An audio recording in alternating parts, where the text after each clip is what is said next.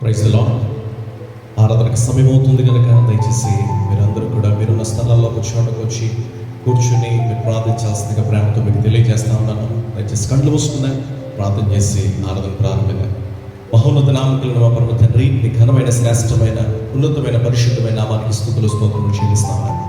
మరొకసారి ఈ సమయాన్ని మీరు మాకు ఇచ్చి ప్రభావం మేమందరం కలిసి నేను కనపరచగలిగినట్లుగా మీరు చేసిన సహాయం కొరకై నీకు వందనాలు. మమ్మల్ని అందరినీ కూడా ప్రభా కాపాడుతూ భద్రపరుస్తూ నడిపించి చిన్న విధానం కొరకు నేను మనసారా స్తుతించి నీకు స్తోత్రం చెల్లిస్తాను. నేను ఈ సమయం ముందు మమ్మల్ని బలపరచండి ప్రభా, పాటల్లో ఆరాధించులో వాక్య పరిచయలో సమస్త విషయాల్లో కూడా సహాయం చేయండి. నీ సన్నిధిని మాకు తోడుగా ఉంచమని సన్నిధిలో చేరడొచ్చున్నాను. బలమైన రీతిలో ప్రభా నీ కార్యం మీరు జరిగించండి, సహాయం చేయండి. ప్రతి ఒక్కరిని బట్టి పేరు పేరున ప్రార్థిస్తూ ఉన్నాం తండ్రి. ఆయా ప్రాంతాల్లో ఉండి ప్రభ బిడ్డలందరూ ప్రభ నీ సన్నిధిలో ఉంటుండగా నీ ఆత్మచేత బిడ్డలందరినీ కూడా బలపరచండి. నీ సన్నిధి కాంతిని బిడ్డలకు తోడుగా ఉంచి నడిపించండి. ప్రతి ఒక్కరితోనూ కూడా ప్రభ నీ వాక్యం ద్వారా మీరు మాట్లాడి మమ్మల్ని అందరినీ కూడా బలపరచగలని నమ్మచ్చు. నీ కృప కలిగిన హస్తాలకు మమ్మల్ని మేము అప్పగించుకుని స్థిరపరిచి సహాయం చేసి మీరు తోడైండి బలపరిచి నడిపించమని యేసు పరిశుద్ధ నామమున ప్రార్థించండి వేడుచున్నాము పరమ తండ్రి, ఆమేన్. పాటలు పాడి ప్రభు నామాన్ని కనపడతారు.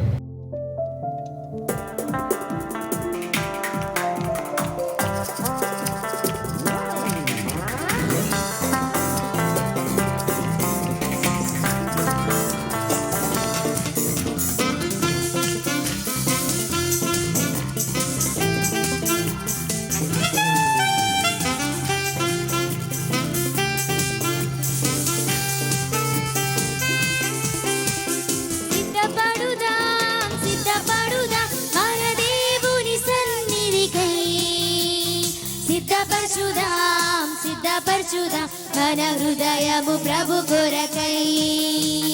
సిద్ధపడుదాం మన దేవుని సన్నిధికై. సిద్ధపరచుదాం మన హృదయము ప్రభు కొరకై. సిద్ధ మనసరు జోడు తొడిగి సమాధాన సువార్త చాటెదం. సిద్ధ మనసరు జోడు తొడిగి సమాధాన సువార్త చాటెదం. సిద్ధపడుదాం మన దేవుని సన్నిధికై. సిద్ధపరచుదాం మన హృదయము ప్రభు కొరకై.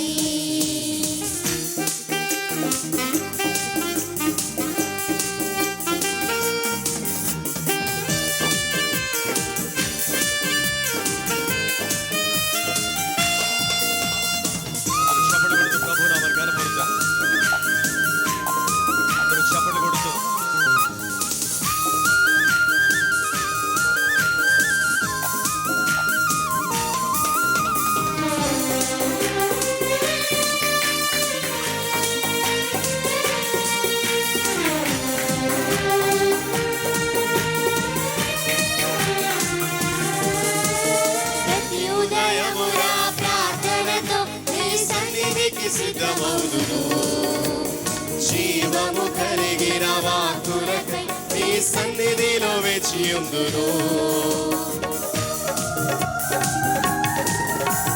ప్రతి ఉదయము నా ప్రార్థనతో నీ సన్నిధికి సిద్ధమౌదును.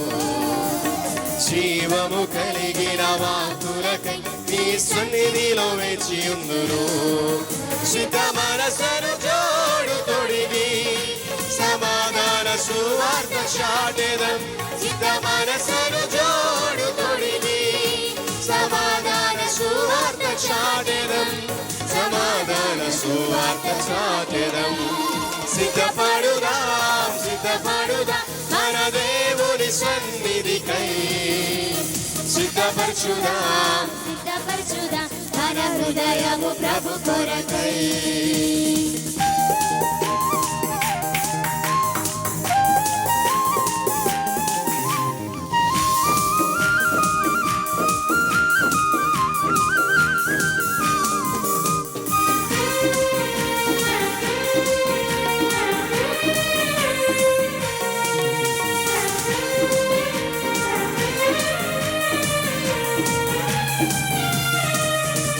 సత్కార్యముకై సిద్ధపడి పరిశుద్ధతతో నుందురు. అన్ని వేళల యందు ప్రభు యేసుని ఘనపరచి కీర్తింతురు. సత్కార్యముకై సిద్ధపడి పరిశుద్ధతతో నుందురు. అన్ని వేళల యందు ప్రభు యేసుని ఘనపరచి కీర్తింతురు. శుద్ధ మనసను జోడు తొడిగి సమాధాన సువార్త చాటెదం. శుద్ధ మనసను జోడు తొడిగి సమాధాన సువార్త చాటెదం. సమాధాన సువార్త చాటెదం. సిద్ధపడుదాం సిద్ధపడుదాం మన దేవుని సన్నిధికై. సిద్ధపరచుదాం సిద్ధపరచుదాం మన హృదయము ప్రభు కొరకై. చక్కటి పాటలు మనం వింటూ వచ్చాం. మనందరము కలిసి ప్రభు నామాన్ని కనపరుస్తూ వచ్చాం. కొద్దిసేపు దయచేసి మీరు కళ్ళు మూసుకోగలిగితే మనందరము కూడా కలిసి ప్రార్థన చేసి అందరము కలిసి వాక్యాన్ని ధ్యానం. పరిశుద్ధ ప్రేమ కలిగిన తండ్రి నామాన్ని మరొకసారి ఆయన ఇంతవరకు ప్రభు ప్రతి విషయం ముందు కూడా ప్రభు చేసిన సహాయం బట్టి నీ నామాన్ని స్తుతిస్తాను. నీ వాక్యం ద్వారా మాతో మాట్లాడండి, మమ్మల్ని బలపరచండి. స్పష్టమైన రీతిలో ప్రభు అనేకమైన సంగతులు అనేకమైన విషయాలు నీ లేఖనాల నుంచి మేము నేర్చుకుని నీ నామాన్ని స్తుతించగలిగినట్లుగా సహాయం చేయండి. మాతో స్పష్టమైన రీతిలో ప్రభు నీ వాక్యం ద్వారా మాట్లాడమని అడగచ్చు. యేసు పరిశుద్ధ నామాన్ని ప్రార్థించండి వేడుచున్నామా పరమ తండ్రి. కొద్దిసేపు మనందరం కలిసి వాక్యాన్ని ధ్యానం దేవుని లేఖనాల నుంచి గడిచిన ప్రతి వారము కూడా ప్రభు మనందరితో కూడా మాట్లాడుతూ వస్తున్నాడు. ఈ సమయం అందు కూడా దేవుడు మనతో మాట్లాడడానికి ఇష్టపడుతుంటాడుగా అందరూ కూడా శ్రద్ధ కలిగిందని. మన జీవితంలో చాలాసార్లు సమస్యలు అనేవి, బాధలు అనేవి, ప్రాబ్లమ్స్ అనేవి కావాలి. అయితే ఈ ఉదయమున ఒక వ్యక్తి జీవితాన్ని లేకపోతే తన అనుభవంలోంచి తాను రాసిన అనేకమైన సంగతులను మీకు నేను చూపించడానికి నేను ప్రయత్నం చేస్తూ ఉంటాను. శ్రద్ధగా మీరందరూ కలిసి నాతో కలిసి ఏకీభవించాల్సిందిగా దేవుని వాక్యాన్ని మాతో కలిసి ధ్యానించాల్సిందిగా ప్రేమతో తెలియజేస్తాను. దానికంటే ముందు ఒక చిన్న విషయాన్ని మీకు నేను చెప్తాను, మీకు స్పష్టంగా వాక్యం అనేది అర్థం కావడానికి. ఒకరోజు మీకు నేను ఆల్రెడీ మందిరంలో ఉన్నప్పుడు కూడా విషయాన్ని చెప్తూ వచ్చాను. అయితే సందర్భానుసారంగా మరొకసారి జ్ఞాపకం చేస్తాను. ఒకరోజు కొంతమంది అందులకి కొంతమంది కళ్ళు కనపడిన ఆ గుడ్డి వారికి ఒక ఆశ కలిగిందంట.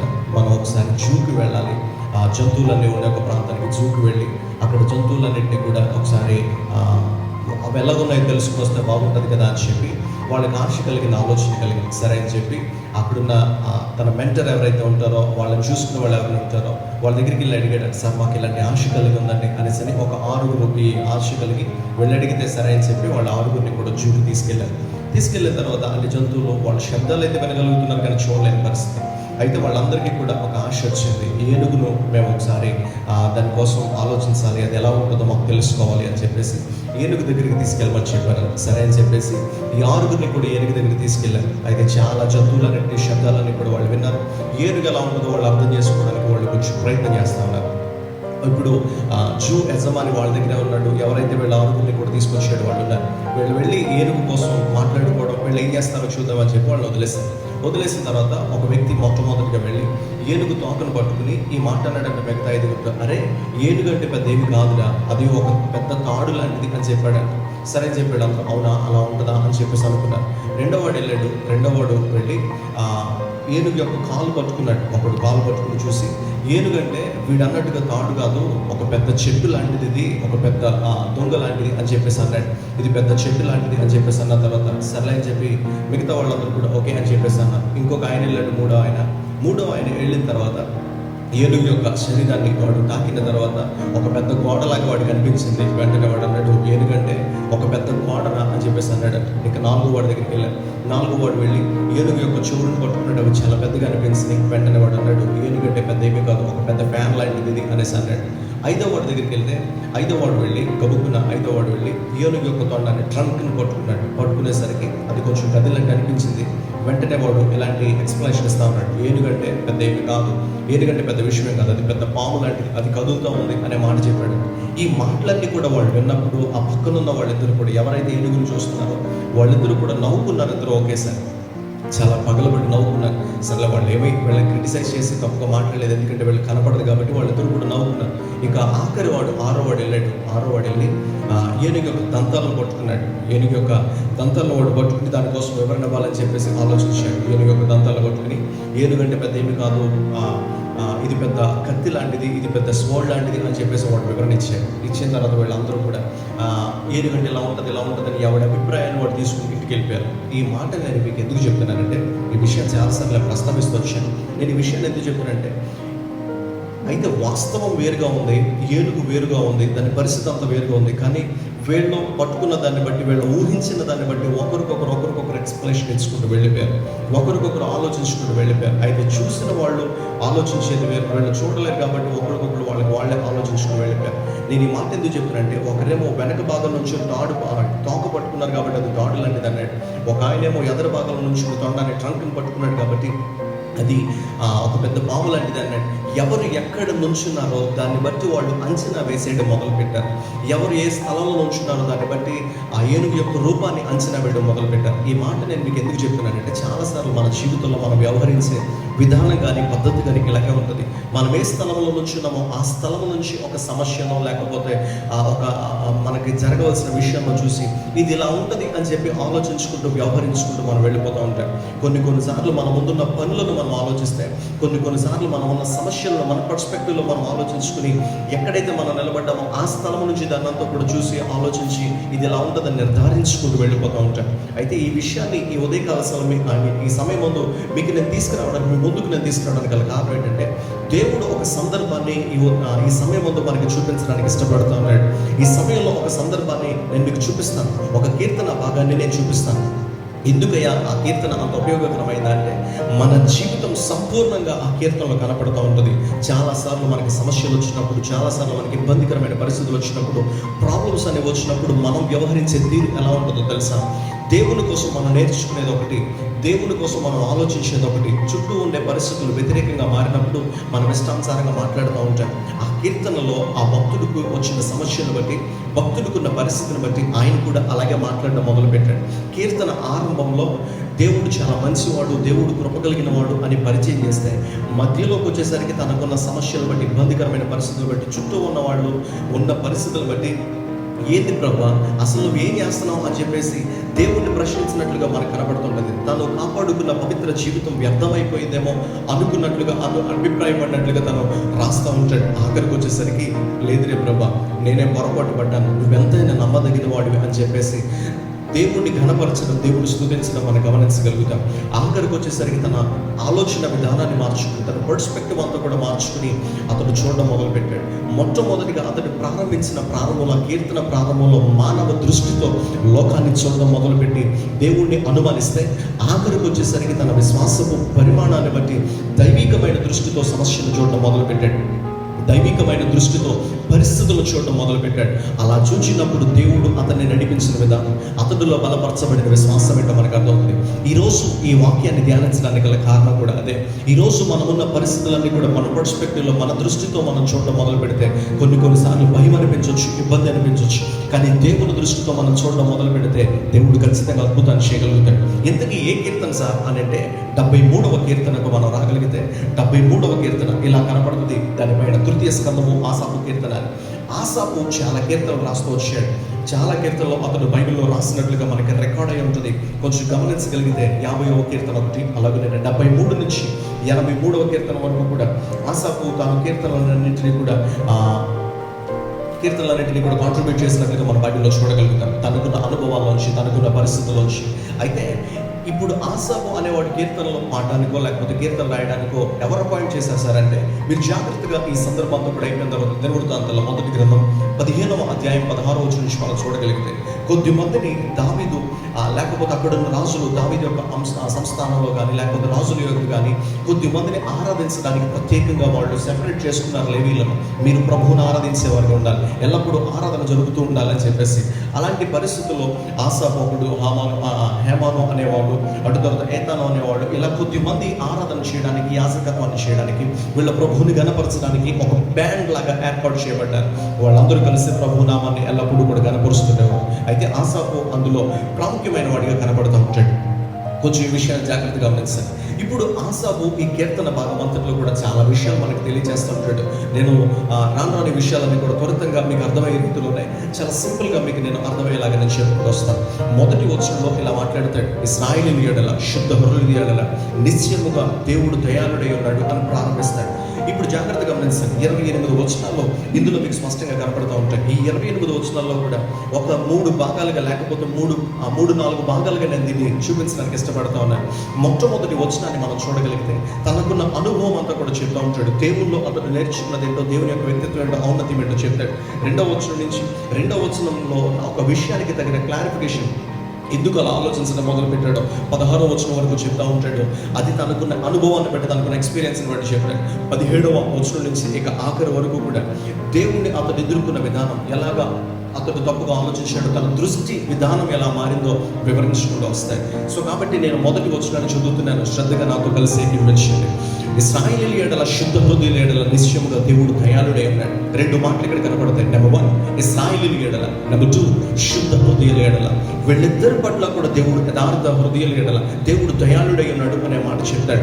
ఎవరైతే యథార్థంగా దేవుడి యెడల భయభక్తులు కలిగి నడుచుకుంటారో వాళ్ళ పట్ల దేవుడు కృప చూపిస్తాడు. నిశ్చయముగా దేవుడు దయాళుడై ఉన్నాడు. ఇంకా మళ్ళీ ఇందులో మోడిఫికేషన్స్ ఏమాత్రం కూడా లేవు. ఇంక ఇందులో మార్పు చేయడానికి ఏమాత్రం కూడా లేవు. నిశ్చయంగా దేవుడు దయ చూపిస్తాడు. నిశ్చయంగా దేవుడు కనికరాన్ని చూపిస్తాడు.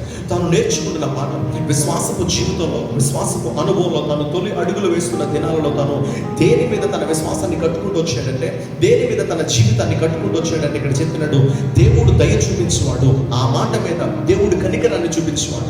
ఎవరైతే శుద్ధ హృదయాన్ని కలిగి ఉంటారో, ఎవరైతే పవిత్రమైన హృదయాన్ని కలిగి ఉంటారో, ఎవరైతే యథార్థమైన హృదయాన్ని కలిగి ఉంటారో వాళ్ళ పట్ల దేవుడు ఖచ్చితమైన మేలు చేసేవాడు. వాళ్ళ పట్ల దేవుడు ఉన్నతమైన కార్యం చేసేవాడు అని చెప్పి ఆ మాట మీద తన జీవితాన్ని కట్టుకుంటూ వచ్చాడు. యేసయ్య కూడా ఒకసారి వివరిస్తూ ఉంటాడు కదా, మత్తయి సువార్త 19వ అధ్యాయం 17వ వచనంలో మాట మాట్లాడుతాడు. దేవుడు చాలా మంచివాడు, దేవుడు ఖచ్చితంగా కృప చూపిస్తాడు, దేవుడు మంచి వాడొక్కడే ఆయన దేవుడు అని చెప్పేసి యేసయ్య ఒక వివరణ ఇవ్వడం మనం గమనించగలుగుతాం. ఇప్పుడు నేను ఈ మాట ఎందుకు చెప్తున్నాను గమనించండి. ఇశ్రాయేలీయుల అందరి పట్ల దేవుడు తన స్వాస్థ్యముగా ఏర్పాటు చేసుకున్నాడు కనుక, తన సొత్తైన ప్రజలుగా, తన సంఘముగా దేవాతి దేవుడు ఇశ్రాయేలీయులు ఏర్పాటు చేసుకున్నాడు కనుక వాళ్ళ పట్ల నిత్యము కూడా దయ చూపించేవాడు అయినాడు. నెంబర్ 2 ఆయన అంటున్నాడు, ఎవరైతే పవిత్ర హృదయాన్ని కలిగి ఉంటారో, ఎవరైతే శుద్ధ హృదయాన్ని కలిగి ఉంటారో, ఎవరైతే హృదయంలో ఏ కల్మషము కూడా లేకుండా ఉంటారో వాళ్ళ పట్ల దేవుడు మేలు చేసేవాడే అన్నాడు. వాళ్ళ పట్ల దేవుడు దయ చూపించేవాడే అన్నాడు. ఇంకొంచెం జాగ్రత్తగా దీన్ని ఆలోచించాలంటే ఆసాపు ఇలా వివరిస్తూ ఉంటాడు, మనం ఆరాధించే దేవుడు గొప్పవాడు, మనం ఆరాధించే దేవుడు దయ కలిగిన వాడు, మనం ఆరాధించే దేవుడు ఆయన నిత్యము కనికరాన్ని కనుపరచగలిగిన వాడు. బట్ ఎవరి పట్ల ఆయన చూపిస్తాడు తెలుసా? ఎవరైతే ఆయననే సేవిస్తారో, ఎవరైతే ఆయన నా తండ్రి అని ఆయన పాదాల చెంత చేరతారో వాళ్ళందరి పట్ల కూడా దేవుడు దయ చూపించేవాడే ఉంటాడు. ఎవరు ఆయన శరణు దొచ్చుచారో వాళ్ళందరి పట్ల కూడా దేవుడు కనికరాన్ని చూపించేవాడే ఉంటాడు. ఎవరైతే శుద్ధ హృదయాన్ని కలిగి ఉంటారో వాళ్ళ పట్ల దేవుడు దయాళుడై ఉంటున్నాడు. ఎవరైతే ఖచ్చితంగా అయా నీవే నాకు ఆశ్రయము అని ఆయన చెంత చేరతారో వాళ్ళు ఏమాత్రము కూడా విసర్జించకుండా దేవుడు కనికరించేవాడే ఉన్నాడు. నిజమే కదా? అనేక మార్లు దేవుడు మన పట్ల కనికరాన్ని చూపిస్తూ, అనేక మార్లు దేవుడు తన దయను మన పట్ల వెల్లడిపరుస్తూ వచ్చాడు.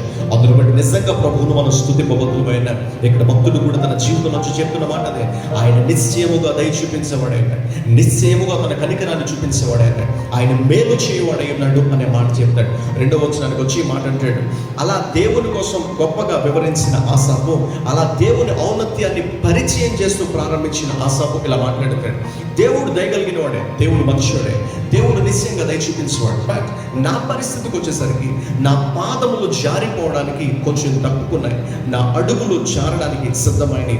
నెంబర్ 1 పాదములు జారిపోవడానికి తప్పుకున్నాయి. నెంబర్ 2 అడుగులు జారిపోవడానికి సిద్ధమైపోయినాయి. పాదముల కోసం, అడుగుల కోసం, ఒకటి ఫుట్ కోసం, ఒకటి ఫుట్ స్టెప్స్ కోసం, ఈ రెండింటి కోసం కూడా మాట్లాడుతూ ఉంటాడు. నా పాదములేమో తప్పిపోవడానికి రెడీ అయిపోయినాయి, నా అడుగులు తొట్టిల్లిపోవడానికి సిద్ధమైపోయినాయి.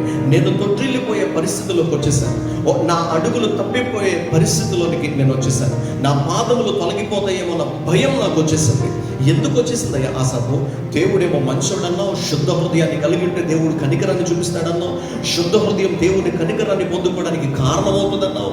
మరి ఇప్పుడు ఎందుకు ఇలా అయిపోయింది అనేసి అంటే 3వ వచనం నుంచి 16వ వచనం వరకు కూడా మీరు జాగ్రత్తగా చదివితే 3వ వచనం నుంచి 16వ వచనం వరకు కూడా ఎందుకు అలా స్లైడ్ అయిపోయే పరిస్థితికి వచ్చేసాడో అక్కడ తను వివరించుకుంటూ వస్తూ ఉంటాడు. ఎలా చెప్తా ఉంటాడంటే, ఇక్కడ 3వ వచనం నుంచి 4, 5, 6, 7 వచనాలు ఇవన్నీ కూడా చూస్తే లోకంలో దేవుని కృపను పొందుకుని బ్రతుకుతున్న ఆసాపు లోకంలో ఉన్న వాళ్ళ పరిస్థితిని ఒకసారి చూడడం మొదలుపెట్టాడు. చుట్టూ ఉన్న వాళ్ళ పరిస్థితిని ఒకసారి చూడడం మొదలుపెట్టాడు. తాను యథార్థంగా బ్రతుకుతున్నాడు, తన పవిత్ర హృదయంతో ఉంటున్నాడు, తను నమ్మకంగా నీతిగా ఉంటున్నాడు. కానీ చుట్టూ ఉన్న వాళ్ళు నీతి కలిగి లేరు, చుట్టూ ఉన్న వాళ్ళు సరైన పరిస్థితులు లేరు, చుట్టూ ఉన్న వాళ్ళు పవిత్రతను కాపాడుకోలేరు, చుట్టూ ఉన్న వాళ్ళు అన్యాయం తీసుకొచ్చారు. ఇలాంటి పరిస్థితుల మధ్య ఆసాపు చెప్తున్న మాట ఏంటంటే, నా అడుగులు తప్పిపోవడానికి గల రీజన్ ఏంటో చాలాసార్లు చెప్తా ఉంటాడు. ఇక్కడి నుంచి వివరిస్తూ ఉంటాడు. భక్తిహీనుల క్షేమము నాకు కంటబడినప్పుడు గర్వించిన వారిని బట్టి నేను మత్సరపడ్డాను. మరణము యందు వారికి యాతనలు లేవు, వారు పుష్టిగా ఉన్నారు. ఇతరులకు కలిగిన ఇబ్బందులు వారికి కలగట్లేదు, ఇతరులకు పుట్టినట్లు వారికి తెగులు పుట్టట్లేదు. కావున గర్వం కంఠహారం వల్లే వారు చుట్టుకొనుచున్నారు, వస్త్రముల వలె వారు బలత్కారములు ధరించుకున్నారు. కొవ్వు చేత వారి కన్నులు మెరకలై ఉన్నవి, వారి హృదయాల్లోచన బయటికి కానవచ్చుచున్నవి అని చెప్పేసి చాలా వివరణ ఇస్తూ ఉంటాడు. అయితే కొంచెం గుర్తుపెట్టుకోండి, తనకున్న సమస్యలో ఆయన వివరిస్తున్న చుట్టూ ఉన్న పరిస్థితులన్నీ కూడా చూడడం మొదలుపెట్టాడు. కొంచెం జాగ్రత్తగా దీన్ని వివరించుకున్నాడు. దేవుణ్ణి నమ్మిన మనకు సమస్యలు వస్తాయి, దేవుణ్ణి నమ్మలేని వాళ్ళకి కూడా సమస్యలు వస్తాయి. అయితే దేవుణ్ణి నమ్మిన మనల్ని దేవుడు కొన్నిసార్లు సమస్యలు గుండా, శ్రమలు గుండా మనం భరించగలిగిన భారాన్ని మనకి ఒత్తిడైపోయినట్లుగా దేవుడు కొన్నిసార్లు మన మీద పెట్టి నడిపిస్తూ ఉంటాడు. అయితే ఆ భారాన్ని బట్టి నిన్ను హతమార్చేయాలని, నేను చంపేయాలని కాదు, ఇంకా నిన్ను బలపరచాలని, ఇంకా నువ్వు దేవుల్లో నువ్వు ఎదిగేటట్లుగా చేయాలని కొన్నిసార్లు దేవుడు తానే మన భుజముల మీద భారం ఉంచుతూ ఉంటాడు. అయితే ఆ భారం కలిగి మనం నడుస్తూ ఉన్నప్పుడు, ఆ శ్రమ కలిగి, ఆ సమస్య కలిగి మనం నడుస్తూ ఉన్నప్పుడు మన చుట్టూ ఉన్న వాళ్ళందరూ మనం హ్యాపీగా కనపడితే చాలాసార్లు మనకు వచ్చే ఆలోచన ఇలాగే ఉంటుంది. చాలాసార్లు మనకు వచ్చే తపన, లేకపోతే మన ఆలోచనలో మన విధి విధానాలన్నీ కూడా ఇలాగే ఉంటాయి. మనం భారాన్ని కలిగి ఉంటాం, మనం దేవుని కొరకు నీతిగా న్యాయంగా నిలబడుతూ ఉన్నప్పుడు కొన్నిసార్లు ఇబ్బందులు పడుతూ ఉంటాం. చుట్టూ ఉన్న వాళ్ళందరూ కలిసి, చుట్టూ ఉన్న వాళ్ళందరూ ఏమో హ్యాపీగా జీవిస్తూ ఉంటే, చుట్టూ ఉన్న వాళ్ళందరూ కలిసి చక్కగా ఉంటూ ఉన్నప్పుడు వాళ్ళకి ఏ ఇబ్బంది ఉండదు, వాళ్ళకి ఏ కష్టం ఉండదు, వాళ్ళకి ఏ ప్రాబ్లం ఉండదు. ఇలాంటి టైంలో మనకు వచ్చే ఆలోచనలు ఒకసారి గమనించాలి. ఇలాంటి టైంలో మనకు ఉండే పరిస్థితి ఆలోచించాలి. ఆసాపు కూడా అదే పరిస్థితులు ఉన్నాడు, ఆసాపు కూడా అదే సిచ్యువేషన్లో ఉన్నాడు. ఎలాంటి సిచ్యువేషన్ అంటే, ఎలాంటి పరిస్థితి అంటే కొంచెం జాగ్రత్తగా మనం ఆలోచిస్తే ఇక్కడ మాట్లాడతాడు. 3వ వచనంలో చెప్తాడు, భక్తిహీనుల క్షేమం నా కంటపడింది, గర్వించు వారిని బట్టి నేను కొంచెం టెన్షన్ పడ్డాను. వాళ్ళని చూసి నాకు ఒక రకమైన ఇబ్బంది వచ్చింది. ఏంటంటే వాళ్ళ ప్రాస్పారిటీని బట్టి, వాళ్ళ అభివృద్ధి చెందడాన్ని బట్టి నేను కంగారు పడ్డాను. ఎందుకనంటే వాళ్ళు ఏమాత్రము కూడా నీతో కలిసి నడవలేదు ప్రభా, వాళ్ళు ఏమాత్రము కూడా నీతో కలిసి లేదు. నీతో ఉన్నప్పుడు నువ్వు ఆశీర్వాదాన్ని ఇస్తానన్నావు, కానీ నీతో కలవకుండానే వాళ్ళందరూ కూడా దీవించబడతా ఉన్నారు. నెంబర్ 2, 4వ వచనంలో చెప్పాడు, మరణమందు వారికి యాతన లేదో, వాళ్ళు చాలా సుఖంగానో, వాళ్ళు చాలా నెమ్మదిగానో వాళ్ళు బ్రతుకుతున్నారు, పుష్టిగా వాళ్ళు ఉన్నారు. మేమేమో హెల్త్ పోగొట్టుకుంటా ఉన్నాం, నీ కొరకు శరీరాన్ని నల్లగొట్టుకుని, నీ కొరకు ఇబ్బందులు పడి, నీ కొరకు బాధలు పడి మా శరీరాన్ని మేము నల్లగొట్టుకుంటా అంటే వాళ్ళేమో చాలా హెల్తీగా ఉన్నారు, వాళ్ళకి యాతన లేదు, వాళ్ళకి ప్రాబ్లం లేదు. 5వ వచనానికి ఒకసారి చెప్తాడు, వాళ్ళకి ఏ ఇబ్బంది కూడా కలగట్లేదు, వాళ్ళకి ఏ తెగులు కూడా కలగట్లేదు, వాళ్ళు చాలా సౌఖ్యంగా వాళ్ళు జీవించడం మొదలుపెట్టారు. నేనేమో నిన్ను నమ్మి బాధలు పడుతున్నాను, నేనేమో నిన్ను నమ్మి ఇబ్బందులు పడుతున్నాను, వాళ్ళేమో చాలా సౌఖ్యంగా ఉంటున్నారు. చాలా సార్లు మనకు వచ్చే డౌట్ ఇదే. చాలాసార్లు మనం ఆలోచించే విధానం ఇలాగే ఉంటుంది. ఏందయ్యా ఈ ఆలోచన అంటే, దేవుణ్ణి నమ్ముకున్నప్పటి నుంచి కూడా చాలా ఇబ్బందులు కలుగుతున్నాయండి. మేము నమ్మకంగానే ఉంటున్నామండి, మేము ప్రార్థన చేసుకుంటున్నాం, మేము బైబిల్ చదువుకుంటున్నాం, మేము చక్కగా మందిరానికి వెళ్తున్నాం, మేము నమ్మకంగానే ఉంటున్నాం, కానీ మాకే ఎందుకు ఈ కష్టాలన్నీ వస్తున్నాయండి? వాళ్ళు దేవుణ్ణి నమ్మలే. చుట్టూ ఉన్న అన్యులందరినీ కూడా చూసినప్పుడు వాళ్ళు దేవుణ్ణి నమ్మలేదండి. వాళ్ళు సౌఖ్యంగా ఉంటున్నారు, వాళ్ళు నెమ్మదిగా ఉంటున్నారు, వాళ్ళు సుఖంగా ఉంటున్నారు, వాళ్ళు ఐక్యత కలిగి ఉంటున్నారు, వాళ్ళు చక్కగా ఉంటున్నారు. ఇలాంటి పరిస్థితులన్నీ కూడా చూసినప్పుడు ఒక్కొక్కసారి నాకే డౌట్ వస్తూ ఉంటుందండి. లేదనంటే వాళ్ళు సౌఖ్యంగా ఉండి నేను దేవుడిని నమ్మి కూడా ఇలాంటి పరిస్థితుల్లోనికి వచ్చేస్తా ఉన్నప్పుడు, ఇలాంటి స్థితిలోనికి దిగజారిపోతా ఉన్నప్పుడు, ఏమి సంపాదించలేనప్పుడు, ఏమి పరిస్థితులు ఏమి బాగోలేనప్పుడు చుట్టూ ఉన్న వాళ్ళు చూసి అదేట్రా దేవుని దగ్గరికి వెళ్ళలేని వాళ్ళే చక్కగా ఉన్నారు, దేవుని దగ్గరికి వెళ్ళి దేవుడు గొప్పవాడని చెప్తూ మీరు ఎలాగైపోయారంటే అని చెప్పేసి ఇతరులు అడిగినప్పుడు నాకు ఏం చేయాలో అర్థం కావట్లేదు సార్, ఏం చెప్పాలో కూడా నాకు అర్థం కావట్లేదండి, ఎలా రెస్పాండ్ అవ్వాలో కూడా నాకు తెలియట్లేదండి. ఆసాపు పరిస్థితి కూడా ఇదే. అదే చెప్తున్నాడు అక్కడ, వాళ్ళకుండే ప్రాస్పారిటీని బట్టి, వాళ్ళకుండే వాళ్ళకు వస్తున్న అభివృద్ధిని బట్టి నాకేం అర్థం కావట్లేదు ప్రభా. వాళ్ళకుండే పీస్ని బట్టి నాకు శాంతిని బట్టి నాకేం అర్థం కావట్లే. వాళ్ళకుండే ప్లెజర్స్ని బట్టి, వాళ్ళకుండే సుఖాలను బట్టి నేను ఎంత భక్తి చేస్తున్నా కూడా వాళ్ళకి ఏ ఇబ్బంది కూడా నాకు కనపడలేదు. 6 నుంచి 11 వచనాల వరకు ఇలా చెప్తా ఉంటాడు, గర్వాన్ని వాళ్ళు కంఠహారంలో ధరించుకున్నారు. వాళ్ళు కంఠానికి వాళ్ళ గర్వాన్ని చుట్టుకున్నారు. మాకే బాధ లేదు కదా అని చెప్పి, మాకే ఇబ్బంది కూడా లేదు కదా అని చెప్పి వాళ్ళ గర్వాన్ని వాళ్ళు కంఠం చుట్టూ వాళ్ళు చుట్టుకున్నారు. వస్త్రములాగా వాళ్ళు బలత్కారాన్ని ధరించుకున్నారు. వాళ్ళు సంపూర్ణంగా దేని చేత కప్పబడ్డారు తెలుసా? లోకపు ఆలోచనల చేత కప్పబడ్డారు. లోకపు దరిద్రమైన పనుల చేత వాళ్ళు నింపబడ్డారు. బలత్కారము చేత, బలవంతము చేయడం చేత, ఇతరులకు ఇబ్బంది పెట్టడం అనే వస్త్రాన్ని వాళ్ళు కప్పుకున్నారు. వాళ్ళు సంపూర్ణంగా లోపల ఉండిపోయారు. ప్రభా, కొవ్వు చేత వాళ్ళు కన్నులు మెరకలైపోయినాయి. వాళ్ళ హృదయ ఆలోచనలు బయటకు వస్తూ ఉన్నాయి. ఎగతాళి చేస్తున్నారు, బలత్కారం చేస్తున్నారు. వాళ్ళు కీడుని గురించి మాట్లాడుతున్నారు, గర్వంగా మాట్లాడుతున్నారు. ఆకాశము తట్టు వారు ముఖము ఎత్తుతున్నారు. వారి నాలుగు భూసంచారం చేస్తూ ఉంది. వారి జనము వారి పక్షమును చేరుతున్నారు. వారు జలపానము సమృద్ధిగా చేస్తూ ఉన్నారు. ఇక అల్టిమేట్ స్టేజ్కి వచ్చేసరికి తాను చెప్తున్న మాటలు తెలుసా? ఇప్పుడు ఎంత భయంకరమైన పరిస్థితులు, వాళ్ళు బలత్కారం చేత వాళ్ళు కప్పబడ్డారు. ప్రభా, వాళ్ళు మాటలు ఎంత గర్వంగా మాట్లాడుతున్నారంటే, వాళ్ళు నాలుగులు భూసంచారం చేస్తున్న లోకమంతా నాది అన్నట్లుగా వాళ్ళు మాట్లాడుతూ ఉన్నారు. వాళ్ళకి ఏ ఇబ్బంది కూడా కలగట్లే, వాళ్ళకి ఏ టెన్షన్ కూడా కలగట్లే. వాళ్ళు ఎంత అన్యాయపు పనులు చేసినా వాళ్ళు సౌఖ్యంగానే ఉంటున్నారు. వాళ్ళు ఎంత నీతి తప్పి ప్రవర్తించిన వాళ్ళు సుఖంగానే వాళ్ళ జీవన విధానాన్ని వాళ్ళు వెచ్చుచున్నారు. వాళ్ళు ఎంత నీచమైన కార్యాలు చేసినప్పటికీ కూడా జనులు వాళ్ళ పక్షాన్ని చేరుతున్నారు. ఇప్పుడు మంచివాడి పక్షాన చేరట్లేదు ప్రభు, అందరూ కూడా అన్యాయం చేసేవాడి పక్షాన్ని చేరుతున్నారు. జనులు వాళ్ళ పక్షానికి వెళ్ళి వాళ్ళ పక్షాన్ని మాట్లాడుతున్నారు. మన లోకంలో చూస్తే పరిస్థితులన్నీ కూడా అలాగే కనబడుతూ ఉంటాయి.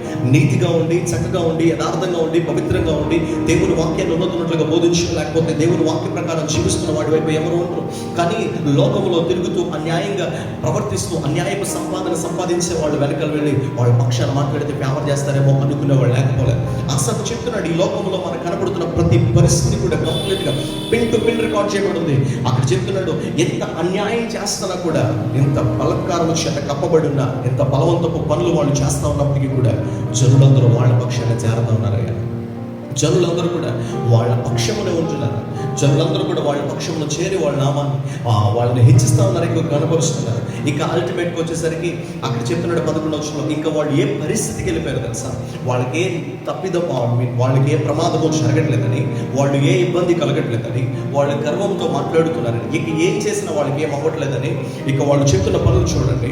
వాళ్ళు ఆఖరికి వచ్చేసరికి అంటున్నారు, దేవుడు ఎలా తెలుసుకుంటాడు? మహోన్నతునికి తెలివి ఉందా అని వారు అనుకుంటున్నారు. ఇదిగో, ఇట్టి వారు భక్తిహీనులు, వీరు ఎల్లప్పుడూ నిశ్చింత గలవారై ధన వృద్ధి చేసుకుంటూ ఉంటారు. వాళ్ళకి ఇచ్చిన స్టేట్మెంట్ చూడండి, వాళ్ళ కోసం మాట్లాడుతున్న మాట చూడండి.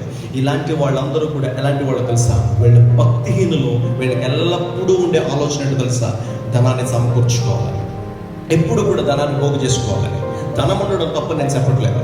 ఈ లోకంలో మనం బ్రతకడానికి కొద్దిపాటి ధనం అవసరం, కానీ అదే ప్రాముఖ్యతగా నువ్వు తీసుకుని అదే సంపాదనలో నువ్వు పడిపోయి భక్తిహీనమైన కార్యాలన్నీ కూడా నువ్వు చేస్తూ ఉంటే, బైబిల్ చెప్తోంది, ఆ ధనము మీద నుండి నీకుండే అపేక్ష సమస్త కీడులన్నిటికీ కూడా మూలముగా కనబడుతూ ఉందని అపోస్తలుడైన పౌలు తిమోతికి పత్రిక రాస్తూ చెప్తూ ఉంటాడు. కొంచెం గమనించిన తర్వాత, ధనం ఉండడం తప్ప నేను చెప్పట్లేదు. ఈ లోకంలో దేవుడు ధనవంతులుగా మార్చిన వాళ్ళు కూడా ఉన్నారు. దేవుడే తన పిల్లలను హెచ్చించిన వాళ్ళు కూడా లేకపోలేదు. అయితే నీతి కలిగి నువ్వు యథార్థంగా దేవుని సన్నిధిలో భయభక్తులు కలిగి సంపాదించడం మంచిదే, కానీ అన్యాయంగా వాళ్ళ వీళ్ళ దగ్గర దోచుకోవడం, బలత్కారపు మాటలు చేయడం, అంటే దాని అర్థం బలవంతం చేసి వాళ్ళ వీళ్ళని కూడా దోచుకోవడం, వడ్డీని కానీ లేకపోతే ఇవన్నీ కూడా నీచమైన కార్యాలకు దిగజారిపోయి, దేవునికి విరుద్ధమైన, దేవుని వాక్యానికి విరుద్ధమైన కార్యాలకు దిగజారిపోయి ఎల్లప్పుడూ ధన వృద్ధి చేసుకోవడానికి నువ్వు ప్రయత్నిస్తూ ఉంటే, దేవుని దృష్టిలో నువ్వు ఎలా కనపడుతున్నావు తెలుసా?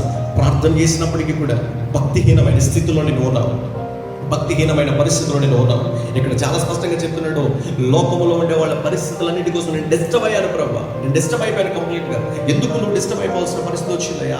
ఇప్పుడు ఇలాంటి వాళ్ళందరినీ కూడా చూసినప్పుడు, నిజంగా నేను ఎంత భక్తి చేస్తున్నప్పుడు, నిజంగా నేను ఎంత యథార్థంగా ఉంటున్నప్పుడు, నాకేందుకు ఈ పరిస్థితులన్నీ కూడా వస్తున్నాయి, నాకేందుకు ఈ కష్టాలన్నీ కూడా వస్తున్నాయి? నేను ఎంత నమ్మకంగా యథార్థంగా ఉంటున్నాను, నా చుట్టూ ఉన్న వాళ్ళు ఎవరు కూడా యథార్థంగా లేరు, భక్తి కలిగి లేరు, ఏ ఉపయోగము కూడా లేకుండా అయిపోతుంది ప్రభా నా భక్తిని బట్టి కింద బాధపడడం చూడొచ్చు. చెప్తున్నాడు చూడండి 12వ వచనం 13వ వచనం, నా హృదయమును నేను శుద్ధి చేసుకుని ఉండటం వ్యర్థమే, నా చేతులు కడుగుకుని నిర్మలుడై ఉండటం వ్యర్థమే. దినమంతా నాకు బాధ కలుగుతోంది, ప్రతి ఉదయాన్నే కూడా నాకు శిక్ష వస్తూ ఉంది. ఇలాగ ముచ్చటింతునని నేను అనుకున్నానా, నేను నా కుమారుల వంశమును మోసపుచ్చిన వాడను అవుతుంది, దీని అంతము తెలుసుకోవాలని నేను ఆలోచించినప్పుడు అని చెప్పేసి అంటాడు. 16వ వచనం వరకు ఈ మాటలు కనపడతాయి. సో ఇప్పుడు ఆ పరిస్థితులన్నీ కూడా వివరించి తనకున్న వ్యధను చెప్తాడు. ఎందుకు కాళ్ళు జారిపోయే పరిస్థితికి వచ్చేసింది అని 2వ వచనం చెప్పి ఎందుకు అలాంటి పరిస్థితి వచ్చిందో చెప్పి 14 ఈ మాట అంటాడు, అయ్యా నా హృదయం నేను శుద్ధిగానే ఉంచుకున్నాను ఎంతవరకు కూడా, నా హృదయాన్ని, నా శరీరాన్ని, నా పరిస్థితులన్నింటినీ కూడా నేను పవిత్రంగాను యథార్థంగాను వాక్యానుసారంగాను నేను కాపాడుకుంటూనే వచ్చాను. కానీ ఇదంతా కూడా చూస్తున్నప్పుడు నాకు ఏమనిపిస్తుందో తెలుసా, నేను ఎంత కాపాడుకుంటున్నా నా పరిస్థితి ఇలాగే ఉంది. ఏమీ లేని వాళ్ళందరూ కూడా అభివృద్ధి పొందుతూ ఉన్నారు, ఏ భక్తి చేయని వాళ్ళందరూ కూడా హ్యాపీగా న్యాయంగా సంపాదించుకుంటూనే ఉన్నారు. ఈ పరిస్థితులన్నీ కూడా చూసినప్పుడు ఇదంతా కూడా వ్యర్థం అని నాకు అనిపిస్తుంది. అందుకోసం నా కాలు జారిపోయే పరిస్థితికి నేను వచ్చేసాను. ఎంత చక్కగా తన జీవితాన్ని ఎగ్జామిన్ చేసుకుంటున్నాడో ఆలోచించు ఒకసారి, ఎంత చక్కగా తన జీవితాన్ని పరిశీలించుకుంటున్నాడో ఆలోచించండి. ఈ మాట నేను నీకు ఎందుకు చెప్తాను సార్, కొన్నిసార్లు తప్పిపోతున్నప్పటికీ కూడా మన జీవితాన్ని పరిశీలించుకునే పరిస్థితుల్లో మనం ఉన్నాం. కొన్నిసార్లు మన జీవితం స్లైడ్ అయిపోతున్నప్పటికీ కూడా మన జీవితం ఎటు వెళ్ళిపోతుందన్న పరిస్థితుల్లో మనం ఉన్నాం. కాబట్టి ఒకసారి జాగ్రత్త గమనించగలిగితే ఆశాపు తన అనుభవంలోంచి రాస్తా ఉన్నాడు, ఈ పరిస్థితులన్నింటినీ చూసినప్పుడు నేను తప్పిపోతున్నానే మన భయం నాకు వేస్తా ఉంది ప్రభు, నేను ఒకవేళ ఇలా తొలగిపోతానే మన భయం నాకు వేస్తా ఉంది ప్రభు, ఇలాంటి పరిస్థితుల్లో నాకు సమస్యలు వచ్చి చుట్టూ ఉన్న వాళ్ళతో హ్యాపీగా ఉన్నప్పుడు నేను తప్పిపోయి నీకు విరుద్ధంగా మాట్లాడితే నా భయం నాకు ఉంది ప్రభు అని చెప్పి తనకున్న అనుభవం నుంచి ఇప్పుడు ఈ పరిస్థితిని అంతా కూడా దేవుని సన్నిధిలోకి పెట్టి అసలేంటి, ఎందుకు ఇలా జరుగుతుంది, దేవుడు నమ్మని వాడేమో అభివృద్ధి పొందుతున్నాడు, దేవుడు నమ్మిన నేనేమో ఇంకనూ అలాగే ఉండిపోతా ఉన్నాను, పవిత్రంగా ఉన్న నేనేమో అలాగే ఉండిపోతున్నాను, దేవుడు నమ్మని వాడు, అన్యాయంగా ప్రవర్తించేవాడు, నోరేసుకుని పడిపోయే వాళ్ళందరూ కూడా అభివృద్ధి పొందుతున్నారు. సో ఇప్పుడు ఏంది పరిస్థితి అని చెప్పి నేను విచారణ చేయడానికి 17వ వచనం, నేను దేవుని పరిశుద్ధ స్థలంలోకి పోయి వారి అంతముల గురించి ధ్యానించే వరకు ఆ సంగతి నాకు ఆయాసకరంగా ఉండదు అనే మాట చెప్పాడు. కొంచెం ఈ మాట గమనించండి. ఇప్పుడు ఇక్కడి నుంచి తన వివరణ అంతా కూడా వేరుగా కనబడుతూ ఉంటుంది. ఇక్కడ వరకు కూడా దేవుడు గొప్పవాడని నేర్చుకుని నేర్పించాడు చుట్టూ ఉన్న వాళ్ళకి. కానీ తర్వాత ఉన్న పరిస్థితులన్నిటి బట్టి స్లైడ్ అయిపోతుంది. ఎందుకు నేను ఇంత పవిత్రంగా ఉండాలి అని చెప్పి టెన్షన్ ఆలోచన వచ్చింది. అటు తర్వాత 17వ వచనానికి వచ్చేసరికి అసలు ఏం జరుగుతుందో, వీళ్ళంతం ఎలా ఉంటుందో, అసలు ఎందుకు ఇలా జరుగుతుందో విచారణ చేద్దాం అని చెప్పి దేవుని సన్నిధిలో నేను వారి అంతముల గురించి ధ్యానించే వరకు కూడా ఆ సంగతి నాకు ఆయాసకరంగానే ఉంది. ఎక్కడ ధ్యానించడానికి ఇష్టపడుతున్నావు? పరిశుద్ధ స్థలంలోనికి వెళ్ళి, దేవుని యొక్క మందిరంలోనికి వెళ్ళి, దేవుని యొక్క పరిశుద్ధ స్థలంలోనికి వెళ్ళి. ఈ మాట ఎంత చక్కగా కనబడుతుందో ఆలోచించండి. ఇక్కడి నుంచి ఆశాపు మనకి నేర్పిస్తున్న పాఠం చాలా ఉంది. ఏంటో తెలుసా, చుట్టూ ఉన్న పరిస్థితులన్నింటిని బట్టి నువ్వు డిస్టర్బ్ అయిపోయినప్పుడు వాటన్నిటికీ సమాధానం దొరికే ప్రాంతం ఏదైనా ఉంటాయంటే అది దేవుని మందిరం ఒకటే. హల్లెలూయా. దేవుని మందిరంలో మాత్రమే దేవుడు ప్రతి ప్రశ్నకు కూడా సమాధానం ఇవ్వగలుగుతాడు. ఇక్కడ ఆశపడుతున్నాడు వారి అంతం ఎలా ఉండబోతుందో, వారు ఏం చేయడానికి ఇష్టపడుతున్నారు, వాళ్ళ పరిస్థితులు దేవుడు ఎలా ఉంచిపోతున్నాడు, ఎందుకు నేను ఇలా ఉండిపోతున్నాను, ఇంత పవిత్రత కలిగిండు కూడా ఎందుకు ఇలా ఉండిపోతున్నానో ఒక్కసారి ధ్యానించడానికి నేను పరిశుద్ధ స్థలంలోకి వెళ్తా ఉన్నాను, దేవుని మందిరంలోకి వెళ్తా ఉన్నాను.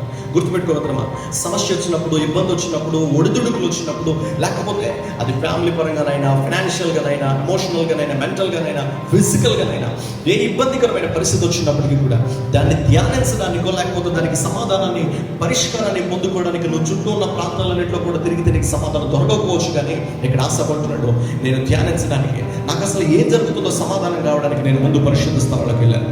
చాలా సార్లు మనకి కొన్ని ఇబ్బందికరమైన పరిస్థితులు వచ్చినప్పుడు అక్కడిక్కడికి తిరిగి సమాధానం కోసం చూస్తూ ఉంటాం. అది కరెక్ట్ కాదు. దేవుని సన్నిధిలో మనం మోకరించగలిగినప్పుడు, దేవుని సన్నిధిలో మనం ధ్యానించడానికి ఇష్టపడగలిగినప్పుడు, దేవుని సన్నిధిలో కనిపెట్టడానికి ఇష్టపడగలిగినప్పుడు సమస్తమును కూడా కంట్రోల్ చేయగలిగిన వాడు. అయితే 17వ వచనంలో ఎప్పుడైతే ఆ మాట చెప్పాడో అది తెలిసేంత వరకు కూడా నా హృదయంలో సమాధానం లేదు, అది తెలిసేంత వరకు కూడా నాకు ఆయాసం కలుగుతూనే ఉందంటాడు. ఆ వచనంలో దేవుడు అతనికి సంపూర్ణంగా తన దృష్టి యావత్తును కూడా పూర్తిగా మార్చాడు. దేవుని సన్నిధిలో మనం మోకరించగలిగినప్పుడు దేవుడు చేసే కార్యం ఏంటో తెలుసా, సమస్యను పూర్తిగా తీసేస్తాడు అని నేను చెప్పను. ఆయన తొలగించగలిగే సామర్థ్యం కలిగిన వాడే. అయితే ఆ సమస్య నీకు పెట్టింది, లేకపోతే ఆ పరిస్థితిలో నీకు నిన్ను అనుమతించింది, నువ్వేంటో నీకు తెలియచేద్దామని, ఆయన గొప్పతనం ఏంటో, ఆయన ఔన్నత్యం ఏంటో, ఆయన ప్రేమ ఏంటో నీకు తెలియచేద్దామని. దేవుని సన్నిధిలోనికి నువ్వు రాగలిగినప్పుడు సమస్యను నువ్వు చూసే విధానాన్ని ఆయన మారుస్తాడు. ఏ సందేహం కూడా లేదు అందులో. ఆ సంగతి నాకు తెలిసేదాకా కూడా నాకు ఆయాసం వచ్చిందనే మాట చెప్తున్నాడంటే, మందిరంలోకి వెళ్ళిన తర్వాత, ధ్యానించడానికి వెళ్ళిన తర్వాత, దేవుని పాదాల దగ్గరికి వెళ్ళిన తర్వాత ఆ ఆయాసాన్ని తొలగించాడు దేవుడు. ఎలాగో తెలుసా, నువ్వు ఎంతవరకు చూస్తున్నది వేరు, కానీ వాళ్ళ వాస్తవికమైన పరిస్థితి వేరు అని చెప్పి దేవుడు తన దృష్టిని మార్చగలిగాడు, తన పర్స్పెక్టివ్ సంపూర్ణంగా మార్చగలిగాడు. హ్యూమన్ పర్స్పెక్టివ్ నుంచి, మానవ దృష్టిలో నుంచి దైవికమైన దృష్టిలో వాళ్ళని చూడడం మొదలు పెట్టాడు. అప్పుడు ఆయాసం తగ్గింది. నీ హృదయంలో నెమ్మది ఎప్పుడొచ్చుందో తెలుసా? నీ జీవితంలో సమాధానం ఎప్పుడొచ్చుందో తెలుసా? ఎప్పుడైతే నీ చుట్టూ ఉన్న పరిస్థితుల్ని నీ దృష్టితో కాక దైవికమైన దృష్టితో చూడడం మొదలు పెడతావో, ఎలాంటి పరిస్థితి వచ్చినా కూడా టెన్షన్ పడవు. మీకు అర్థమవడానికి చెప్తాను, సమస్య ఎంత పెద్దదైనా కావాలి, ఇబ్బంది ఎంత పెద్దదైనా కావాలి, దైవికమైన దృష్టితో చూస్తే మనం ఆలోచించే విధానం వేరుగా ఉంటుంది. మనకి బాగా అలవాటు, చిన్నప్పటి నుంచి కూడా సండే స్కూల్ నాటి నుండి కూడా మనం ఈ పాటను వింటూనే ఉన్నాం. దావీదు గొలియాతు కోసం, గొలియాతును చూసినప్పుడు ఇశ్రాయేలు ప్రజలు కానీ సౌలు రాజు కానీ వాళ్ళు భయపడిపోయారంట. ఈ మాట మిక్కిలి భయపడి అనే మాట కనబడుతుంది. వాళ్ళు బహుభీతులు అయిపోయారనే మాట కనబడుతుంది. వాళ్ళు చాలా టెన్షన్ పడ్డారు. ఎవడు కూడా వెళ్ళడానికి సాహసించలే. వాళ్ళందరూ కూడా గొలియాతు కోసం రకరకాలుగా మాట్లాడుతున్నారు. వాడు ఎంతున్నాడు, వాడు అంతున్నాడు, వాడి స్టామినా ఇంత, వాడి పరిస్థితి ఇంత, వాడు ఎలాంటి వాళ్ళైనా జయించగలుగుతాడని మాట్లాడుతుంటే దావీదు వచ్చిన తర్వాత ఆయన చూసిన చూపు చూడండి. ఎంతవరకు కూడా గొలియాతు కోసం ఇచ్చిన పరిచయం వీళ్ళు హ్యూమన్ పర్స్పెక్టివ్ లో వీళ్ళందరూ కూడా సమస్య కోసమైన వివరణ ఇవ్వడం మొదలు పెడితే దావీదు అక్కడికి వచ్చిన తర్వాత ఆయన మాట్లాడుతున్నమాట, అయ్యో జీవము కలిగిన దేవుణ్ణి తిరస్కరించడానికి సున్నతి లేని ఫిలిస్తీని ఏ పాటి వాడయ్యా, ఏ పాటి వాడు?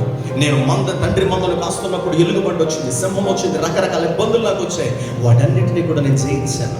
దేవుడు వీడిని వాటిలో ఒకదాన్నిగా చేస్తాడు. మీరు సింపుల్గా ఆలోచిస్తారు, దేవుడు నాకు అప్పుడు సహాయం చేశాడు, ఇప్పుడు వీడు అంతే. అప్పుడు అవి ఎలాగ వచ్చినాయో ఇప్పుడు వీడు కూడా అంతే. నాకు పెద్ద ప్రాబ్లం ఏం కాదు, నాకు పెద్ద విషయమేం కాదు. ఖచ్చితంగా దేవుడు నాతో ఉన్నాడు కాబట్టి నాకు సహాయం చేస్తాడు. వీళ్ళు చూసే విధానం చూడండి, దావీదు చూసే విధానం చూడండి. నేను ఈ మాటలు చెప్పిన సమస్య మారిపోయిందంటే మారలే, సమస్యదే, ప్రాబ్లం అదే. కానీ ప్రాబ్లం మారలేదు, కానీ వాళ్ళు చూసే పర్స్పెక్టివ్ ఎప్పుడైతే మారిందో దేవుడు అక్కడ విజయాన్ని కూడా మనం గమనించగలుగుతాం. ఆసాము అదే చెప్తున్నాడు ఇక్కడ, నేను ఆయన సన్నిధిలోకి వెళ్ళి ధ్యానించగలిగినప్పుడు నా దృష్టిని ఆయన మార్చాడు. అయితే దృష్టి ఎప్పుడైతే మారిందో 18వ వచనం నుంచి ఆయన ఇచ్చే వివరణ ఎలా ఉందో, నిశ్చయముగా వారు కాలు జారు చోట నిన్ను ఉంచావు ప్రభా, వారు నశించేటట్లుగా వారిని పడవేయించను, క్షణ మాత్రములోనే వారు పాడైపోతారు, మహాభయము చేత వారు కడముట్ట నశింతారు. మేలుకొని వాడు తన కన్న కళ్ళ మర్చిపోనట్లుగా ప్రభువా నీవు మేలుకొని వారి బ్రతుకును తృణీకరించు అనే మాట చెప్తున్నాడు. ఎంత వివరణ ఇస్తామో చూడండి. ఎంతవరకు కూడా మీకు 3వ వచనం నుంచి 12వ వచనం వరకు చెప్పి వచ్చాను.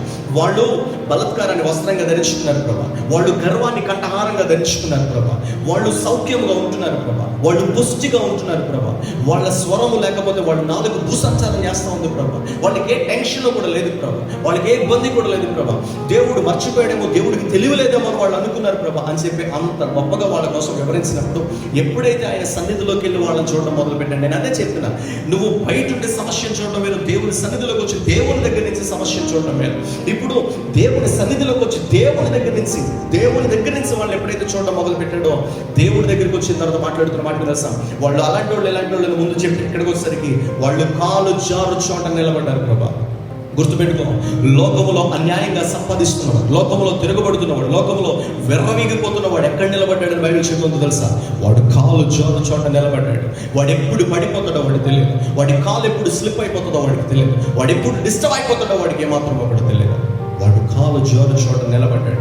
రెండో మాట చెప్తాడు ఇక్కడ, క్షణ మాత్రంలో వాళ్ళందరూ కూడా పాడైపోతారు. వాళ్ళు పుష్టిగా ఉన్నారని వాళ్ళు అనుకుంటున్నా, వాళ్ళు భూసంచారం చేస్తున్నారు వాళ్ళు అనుకుంటున్నా, దేవుడికి తెలియలేదని వాళ్ళు అనుకుంటున్నా, క్షణ మాత్రంలో వాళ్ళు లైవ్ అయిపోతారు అని చెప్పేసి తను ఇవ్వాల్సిన వివరణ అంతా ఇస్తా ఉన్నాడు. కొంచెం గమనించండి, ఒకడు తన కల మేల్కొనినప్పుడు మర్చిపోయేటట్లుగా దేవుడు ఒక్కసారిగా వాళ్ళందరినీ కూడా మర్చిపోతాడు. దేవుడు వాళ్ళని పట్టించుకునే పని మాత్రం కూడా ఉండదన్నట్లుగా అక్కడ వివరించడం మనం చూడొచ్చు. అయితే కొంచెం జాగ్రత్తగా గమనించండి. 18 నుంచి 20 వరకు కూడా తాను దేవుని దగ్గరికి వెళ్ళిన తర్వాత తాను ఎన్కౌంటర్ చేసిన విధానం గమనించగలిగింది. దేవుడు ఎదుర్కొన్న తర్వాత అతడు ఆ ఆలోచన విధానం మారి అతను మాట్లాడుతున్న విధానాన్ని మనం గమనించగలిగితే 18 నుంచి 20 వరకు వచ్చేసరికి ఎంతవరకు పాపం చేసి ఎంతవరకు దేవుని సన్నిధిలో దూరం అయిపోయిన వాళ్ళ పరిస్థితి ఏంటో చెప్తే 21వ వచనం 22వ వచనం చదువుతున్నా. ఇప్పుడు వాళ్ళ పరిస్థితి ఏంటో అర్థమైంది. దేవుడు ఎంత మంచివాడంటే, దేవుడు ఎంత గొప్పవాడంటే, ఆయన సన్నిధికి మనం వచ్చిన తర్వాత మన దృష్టి ఎంతవరకు ఆయన మార్చగలుగుతాడు తెలుసా. ఆ పరిస్థితుల్లో చుట్టూ ఉన్న వాళ్ళ పరిస్థితి ఏంటో ఆయన దృష్టితో మనం చూడగలిగినప్పుడు ఒకటి అర్థమయ్యేలా చేస్తాడు. 2, అలాంటి పరిస్థితులు ఉన్నప్పుడు మనం ఎలాగున్నామో కూడా దేవుడు తెలియజేస్తాడు. ఆయన సన్నిధిలోకి మనం రాగలిగినప్పుడు దైవికమైన దృష్టి ఎప్పుడైతే మనకు వస్తుందో, ఆయన సన్నిధికి రానంత వరకు కూడా కనపడదు. ఆయన పాదముల దగ్గరికి ఎప్పుడైతే మనం వస్తామో జరిగేది తెలుసా, చుట్టూ ఉన్న వాటిని దైవికమైన దృష్టితో ఎలా చూడాలో నేర్పించి అలా చూసి ఎలా చేస్తాడు. నెంబర్ 2, మనమే పరిస్థితిలో ఉన్నామో కూడా చూపిస్తాయి. ఆశాపు జీవితంలో చెప్పినది అదే. చుట్టూ ఉన్న వాళ్ళు ఎంతవరకు గొప్పవాళ్ళని నేను అనుకున్నాను, కానీ వాళ్ళు కాలు జారిపోయే పరిస్థితుల్లో వాళ్ళు ఉన్నారు, నాకు అర్థమైందని చెప్పి రెండవ మాటకు వచ్చేసరికి ఇక్కడ అంటాడు, ఇక్కడికి వచ్చేసరికి అక్కడ తెలియజేస్తాడు 21వ వచనం, నా హృదయం మత్సరపడింది, నేను అంతరింద్రియములో నేను వ్యాకులు పడ్డాను, నేను తెలివిలేని పశుప్రాయుడిని అయిపోయాను, నీ సన్నిధిని మృగము వంటి వాడిని అయిపోయాను అనే మాట అంటాడు. చూడండి ఒకసారి, తాను ఎలాగైపోయాడో కూడా చెప్పినాడు, తాను ఏ పరిస్థితుల్లోనికి వచ్చేసాడో కూడా చెప్పినాడు, తను ఏ స్థితిలోనికి దిగజారిపోయాడో కూడా చెప్పినాడు. ఏమన్నాడు, నా హృదయంలో నా అంతరంగంలో టెన్షన్ పడిపోయాను అనుకోసం, వ్యాకుల పడ్డాను, స్ట్రెస్ అయిపోయాను, ఒకసారిగా పశుప్రాయులాగా నేను అయిపోయాను, పశువులాగా అయిపోయింది నా హృదయపు పరిస్థితి. ఎందుకో తెలుసా, అంత భయంకరంగా నేను ఆలోచించడం మొదలుపెట్టాను. గుర్తుపెట్టుకోగలమా, దేవుని సన్నిధికి నువ్వు ఎప్పుడైతే దూరం అవుతావో నీ దృష్టి యావత్తు కూడా అలాగే మారిపోతుంది. దేవుని సన్నిధికి వచ్చినప్పుడు నీ ఆలోచన విధానం వేరుగా ఉంటుంది. ఇక్కడ అంటున్నాడు, ఎలా మారిపోయిందయ్యా, ఎలా పశుప్రాయుడు అయిపోయావు అంటే, కొన్నిసార్లు మనం వ్యవహరించే విధానం కూడా అలాగే ఉంటుంది. ఏందయ్యాలంటే, దేవుని మార్గంలోంచి మనం తప్పిపోయినప్పుడు లోకాన్ని సంపూర్ణంగా వేరుగానే మనం చూస్తూ ఉంటాం. మనకు వచ్చిన ప్రతి చిన్న సమస్యలను కూడా మనం మాట్లాడే మాటలన్నీ కూడా వ్యతిరేకంగానే ఉంటూ ఉంటాయి. దేవుడు మమ్మల్ని పట్టించుకోవట్లేదండి, దేవుడు మమ్మల్ని చూడలేదండి, దేవుడు మేము ఎంత బాధపడినా కూడా ఆయనకి ఏ టెన్షన్ కూడా లేదండి అని అంటాం. కానీ బైబిల్ చెప్తున్న మాట తెలుసా, పేతురు తను రాసిన పత్రికలో చెప్తాడు, మీ కొరకు చింతించేవాడు అప్పుడున్నాడు కాబట్టి మీ చింత యావత్తును కూడా ఆయన మీద. మనమేమో దేవుడు మనల్ని పట్టించుకోవట్లేదంటే ప్రభు అంటున్నాడు, అరే నేను పట్టించుకోవడానికి నేను ఉన్నా, నీ చింత మొత్తం నా దగ్గరికి తీసుకురా ముందని అంటాడు. మనం అంటాము, దేవుడు నా మాట వినట్లేదండి, దేవుడు నన్ను చూడట్లేదండి అని మనం అంటాం. కానీ బైబిల్ చెప్తాను, ఇర్మీయా గ్రంథం 33వ వచనం చెప్తాడు, నాకు మొర్రపెట్టు నేను నీకు సమాధానం ఇస్తాను, నాకు చెప్పు నేను నీతో మాట్లాడతాను. దేవుడు అస్సలు నన్ను పట్టించుకోవట్లేదండి, దేవుడు నన్ను విడిచిపెట్టేశాడండి అని మనం అంటాం. కానీ బైబిల్ చెప్తుంది, హెబ్రీ పత్రిక 13వ అధ్యాయం 5వ వచనం మాట్లాడతాడు, నిన్ను ఏమాత్రము విడువను ఎడబాయను, నేను నీకు తోడుగా ఉంటాను, నేను నిన్న నేడు నిరంతరం ఒకేలాగా ఉన్నాను కాబట్టి నేను విడిచిపెట్టలేను. మనం ఆలోచించే విధానానికి దేవుడు చెప్పే వాగ్దానానికి చాలా తేడా ఉంది మిత్రమా, చాలా తేడా ఉంది. ఇది ఎప్పుడు నీకు అర్థమవుతుందో తెలుసా, ఆయన సన్నిధిలోకి నువ్వు వచ్చినప్పుడు నీకు స్పష్టంగా అర్థమవుతుంది. దేవుడు నేను ఎంతగా ప్రేమిస్తున్నాడో ఆయన పాదాల దగ్గరికి వస్తే నీకు అర్థమవుతుంది. లోకంలో తిరిగి కష్టాల మధ్యనే ఉండి నన్ను దేవుడు ప్రేమించట్లేదు అనుకుంటే నీకు అక్కడ ఉంటే ఆయన ప్రేమ అర్థం కాదు. నువ్వు ఒకసారి ఆయన పాదాల దగ్గరికి రాగలిగితే, ఆయన సన్నిధిలోకి నువ్వు రాగలిగితే, ఆయన చెంతకు నువ్వు మోకాళ్ళ మీదకి రాగలిగితే ఆయన నేను ఎంతగా ప్రేమిస్తున్నాడు అర్థమవుతుంది. నేను అంటున్నాడు, నేను పశుప్రాయులాగా అయిపోయిన ఎందుకో తెలుసా, నీకు దూరంగా ఉన్నాను అని చెప్పి కొంచెం జాగ్రత్తగా గమనించగలిగితే 23 నుంచి నేను ఇక కంక్లూడ్ చేస్తున్నాను, 23 నుంచి 28 వరకు కూడా ఎంతగా ఆయన ప్రేమిస్తున్నాడో, ఆయన ఔన్నత్యం ఎలా ఉంటుందో, ఆయన గొప్పతనం ఎలా ఉంటుందో పూర్తిగా ఆయన పాదాల దగ్గర నుండి ఇప్పుడు ఆయన కోసం వివరిస్తున్నాడు. నేను మీకు మొదట చెప్పాను, మొదటి సమస్యను చూపించాడు, చుట్టూ ఉన్న ప్రజల పరిస్థితిని చూపించాడు. నెంబర్ 2 రెండో విషయానికి వచ్చేసరికి ఆయన పాదాల దగ్గరికి వస్తే ఆయన పర్స్పెక్టివ్ మార్చి, దృష్టిని మార్చి చూపించినప్పుడు ప్రజల పరిస్థితి ఎలా ఉందో చెప్పాడు, ఆయన పరిస్థితి ఎలా ఉందో చెప్పాడు. ఇక అల్టిమేట్ స్టేజ్కి వచ్చేసరికి ఆయన పాదముల దగ్గర నుంచి, మీరు గుర్తుపెట్టుకోండి, ఆయన పాదముల దగ్గర నుంచి దేవుడిని చూసి దేవుని కోసం ఇలాంటి వివరణిస్తా ఉన్నాడు. 23వ వచనం, ఆయనను నేను ఎల్లప్పుడూ నీ యొద్దనున్నాను, నా కుడి చెయ్యి నీవు పట్టుకుని ఉన్నావు అనే మాట చెప్పాడు. 23వ వచనంలో చాలా స్పష్టంగా ఆయన చెప్పే మాట ఒకసారి చూడండి, నా కుడి చెయ్యి నువ్వు ఎల్లప్పుడూ కూడా పట్టుకునే ఉన్నావు, ఎల్లప్పుడూ నీ యొద్ద ఉన్నాను. ఇక్కడ చెప్పే మాట తెలుసా, అయ్యా చుట్టూ ఉన్న పరిస్థితులు ఎలాంటివైనా కానివ్వండి ప్రభా, చుట్టూ ఉన్న పరిస్థితి ఏదైనా కానివ్వండి ప్రభా, మీ దగ్గరికి నేను వచ్చినప్పుడు నాకు అర్థమైన విషయం అంటే, నేను నీ చేయి పట్టుకోవడం కాదు, నీవు నా కుడి చేయి పట్టుకుని నన్ను నడిపిస్తాను. ఇది ఎంత గొప్ప ధన్యత. ఏందయ్యా, ఆయన సన్నిధిలోకి వస్తే నువ్వు ఆయన చేయి పట్టుకోవడం కాదు, ఆయన నీ చేయి పట్టుకుని నడిపిస్తాడు. ఆయన నీ చేయి పట్టుకుని ఎల్లప్పుడూ కూడా నడిపిస్తూ ఉంటాడు. ఇక్కడ అంటున్నాడు, నేను నీ దగ్గర ఉన్నాను, నువ్వు నా చేయి పట్టుకుని నువ్వు నన్ను నడిపించు. నేను నీ చేయి పట్టుకుంటే వదిలేసేవాడినేమో, నేను నీ చేయి పట్టుకుంటే తప్పిపోయాడేమో, కానీ నువ్వే నా చేయి పట్టుకున్నావు, నా కుడి చేతి నువ్వే పట్టుకున్నావు. ఈరోజు ఈ మాట నేను నీకు ఎందుకు చెప్తాను సార్, అదే ప్రభు ఈరోజు నీ కుడి చేతులు పట్టుకోవడానికి ఇష్టపడుతున్నాడు. నువ్వు ఒప్పుకోగలిగితే, ఆయన సన్నిధికి నువ్వు రాగలిగితే, ఆయన పాదాల చెంతకు నువ్వు వెళ్ళగలిగితే, నీ కుడి చేతిని ఆయన గద్దించగలిగితే, నీ కుడి చేతిని ఆయన పట్టుకోవడానికి ఇష్టపడుతున్నాడు. నీ కుడి చేతిని ఆయన పట్టుకుని బలపరచడానికి ప్రభు ఇష్టపడుతున్నాడు. కొంచెం జాగ్రత్తగా గమనించండి, ఆయన చాలా స్పష్టంగా చెప్తున్నాడు. ఆయన అంటున్నాడు కదా, మీరు కొన్ని వాక్యాలు మీరు జాగ్రత్తగా చూడగలిగితే, మత్తయి సువార్త 28వ అధ్యాయం అంటాడు, అరే నాయన సదాకాలం నేను మీతో ఉంటాను, నేను ఎప్పుడు విడిచిపెట్టేవాడు కాదు, నేను మీతో ఉంటాను. ఇప్పుడు వెళ్ళిపోయేటప్పుడు ఆయన పరలోకానికి ఆరోహణం అయిపోయాక ముందు శిష్యులందరితో వచ్చి చెప్తున్న మాట ఒకటే, నేను వేరొక ఆదరణకర్తను మీ దగ్గరికి పంపిస్తాను, ఆయన ఎల్లప్పుడూ మీతో ఉంటాడు. He will abide in you అనే మాట చెప్తాడు. ఆయన మీతో ఉంటాడు, మీలో నివసిస్తాడు, ఆయన మిమ్మల్ని ఆదరిస్తాడు, ఆయన మిమ్మల్ని బలపరుస్తాడు ఆయన, మిమ్మల్ని నా రాకడ కొరకు సిద్ధపరుస్తాడు ఆయన. ఈ విషయం అంతా కూడా చెప్పడం మనం గమనించగలుగుతాం. ఇది నీకు ఎప్పుడు అర్థమవుతుందో తెలుసా? దేవుని తోడు, దేవుని కృప నీకు తోడుగా ఉందని. ఎవరైతే ప్రతినిత్యము దేవుని సన్నిధిలో గడపడానికి ఇష్టపడతారో వాళ్ళు ప్రతినిత్యము దేవుని సన్నిధిని అనుభవించగలుగుతారు. వాళ్ళు దేవుడు వాళ్ళకి తోడై ఉన్నాడని నిశ్చయత ప్రతిదినం వాళ్ళు కలుగుతుంటుంది. ఒక పాటి టెన్షన్, ఒక పాటి చింత నీకు బయలుదేరుతా ఉంటే గుర్తుపెట్టుకో, సారీ, నువ్వు దేవునికి దేవునికి దూరం అయిపోతున్నావు. దేవునికి దగ్గర అయ్యేవాడికి ఎప్పుడు ఉండే ధైర్యం ఏంటో తెలుసా? దేవునికి దగ్గరగా ఉండేవాడికి ఎప్పుడు ఉండే ధైర్యం ఏంటో తెలుసా?